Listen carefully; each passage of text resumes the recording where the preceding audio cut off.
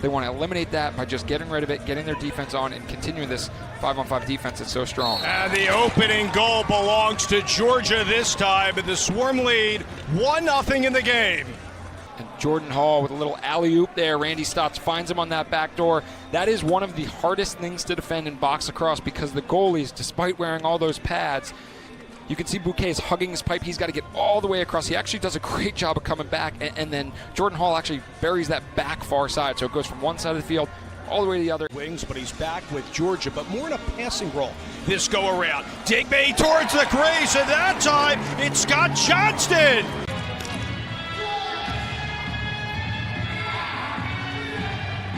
Just finds a seam, runs between the defenders, and that's one thing that Eddie Como and Sean Ferris's defense played Lomas. I played with Andrew Suter back when it was the Minnesota Swarm. McCardle delivers for New York Low, and some extracurriculars after the goal. They hadn't been doing this earlier in the season. You can see they're just setting those picks and opening up. McCardle just steps away, finds a little space, turns around, and then shoots it right off of the hip of his defender. And Poulin just never has a chance because he can't see that. So between the Riptide defense, Bouquet, and maybe a little bit of luck, everything's going perfectly. The 151st career game played for Dan McCray, the third goal tonight for the New York Riptide.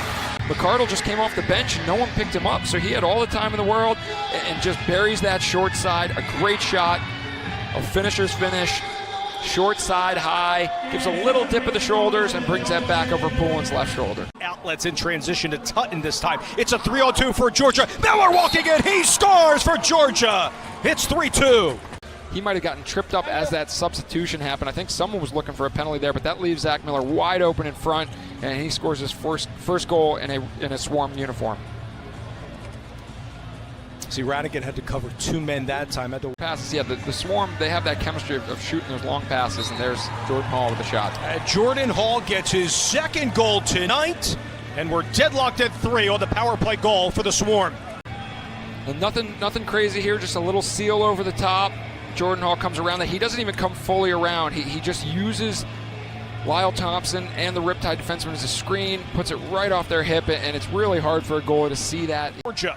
1:38 to go. Lyle Thompson spinning inside. Thompson, and Bouquet can't beat him. That's what Lyle Thompson does best. And just like that, it's 3 unanswered for the Swarm.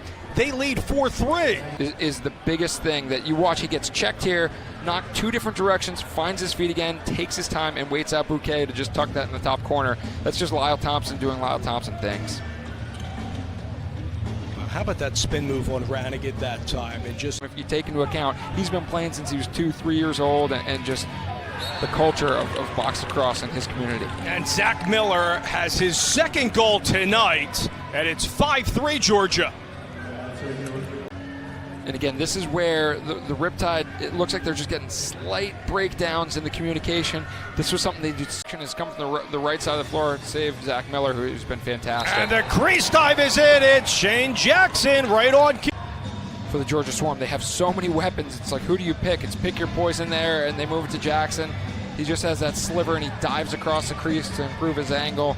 You could say Bouquet's in great position, but when you dive and extend your stick, Shane Jackson might not be the tallest guy, but when his stick is extended, he's full 7-8 feet tall. The stick of Suter, and it's wide by Stotts. Over to the right, Miller looking inside. Opportunity again is successful. And Georgia again will add another in the game. Shane Jackson heard you saying he hadn't scored, and he finds a rebound there. This is just one of those situations where there's just too many rebounds. The defense is gassed, that they don't communicate through the matchup, and Shane Jackson's just left alone in front. Doing a little bit of cherry picking, hanging in the offensive end. Good spin move that time, Zed Williams on this 2-man game, and it's Shane Jackson. 3 in a row for Jackson. 8-3 Swarm. Bearing at 5-hole as the goalie starts to take that step across. That's just a signature Shane Jackson diving score. 4th overall pick of the 2012 draft. He does occurred when it was 3-1 by McCardle. And the shot, though, is in here for Tyson Gibson, coming off the hat trick last game against the Wings, and a much-needed goal for the Riptide. It's 8-4. Here's the first in the series. And he was the spark plug, exactly, last game against the Wings in that back-and-forth game. He had quickly 2 in a row right away. Maybe we could take equal command up top behind the back. Gibson! Back to back for Tyson Gibson. It's 8-5. And they're starting to build on what they've got. Nothing fancy here, just a little behind the back. What we call a twister as he brings that stick up over his head, over the center of his head. It's harder for the goalie to read. You can kind of put that in either side of the net. Seconds ago, Stotts looking on that left-hand side. Zed Williams, oh, that's a big goal right before the horn for Georgia. Keeping the pedal down after a goal was negated. Look at Williams' tenacity to beat Bouquet. The Georgia Swarm lead 9-5 over the Riptide. The start of the fourth is coming up after this. Of the fourth quarter. On the right-hand side, Shetner has plenty of space. Jean-Luc Shetner scores, and it's 9-6.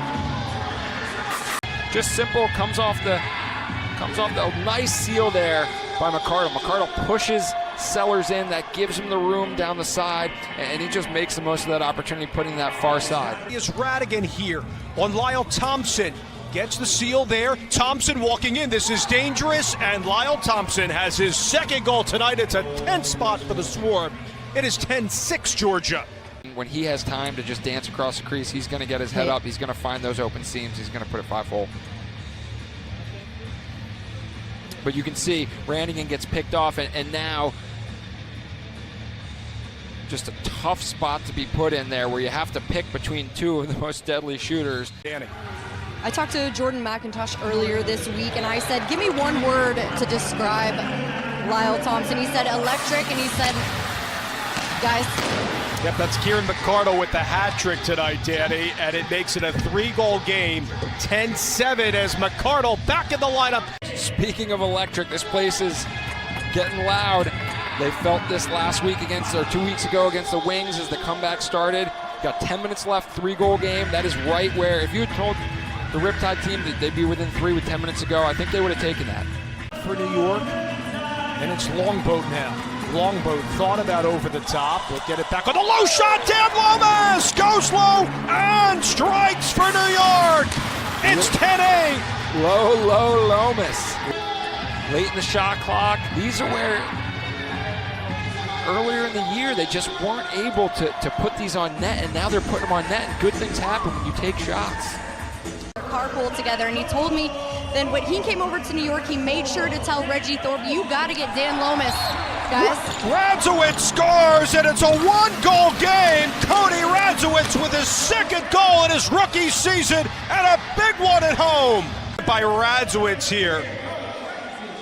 Right past his defender, Bomberry, to beat Bullet. And Radzowitz getting that feed from Tyson Gibson. Tyson Gibson probably better for them to get into this settled 5-on-5.